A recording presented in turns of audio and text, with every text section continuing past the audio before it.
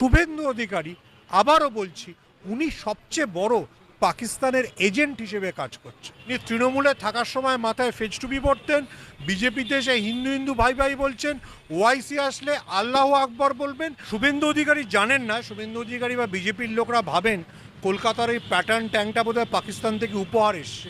ওটা 1965 যুদ্ধে আব্দুল হামিদ, যিনি পরমবীর চক্র পেয়েছিলেন, তিনি একটা জিপের উপরে রাইফেল বসিয়ে 13টা প্যাটার্ন ট্যাঙ্কে ধ্বংস করেছিলেন।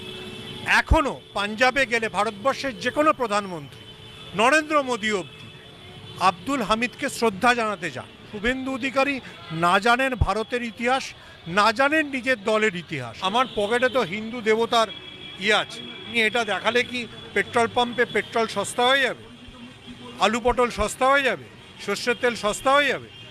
হিন্দু হিন্দু ভাই ভাই বলে হিন্দুদের জন্য বিজেপি কি করেছে? কটা হিন্দুর চাকরি পেয়েছে? সুকান্ত মজুমদার বলুক কটা হিন্দুর চাকরি পেয়েছে। এটা বলুন যে হিন্দুরা হিন্দুদের আধার কার্ড দেখালে পেট্রোল পাম্পে মুসলমানরা তো যে দামে তেল কেনে তার সাথে 20% সস্তায় হবে। এটা বলুন যে হিন্দুরা হিন্দুদের আধার কার্ড দেখালে রেলের চাকরি হয়ে যাবে। হিন্দু হিন্দু ভাই ভাই কিসের? হিন্দুদের জন্য কিছু কাজ করে দেখান। আবারও বলছি, শুভেন্দু অধিকারী সবচেয়ে বড় হিন্দুদের শত্রু, সবচেয়ে বড় বহুরূপী।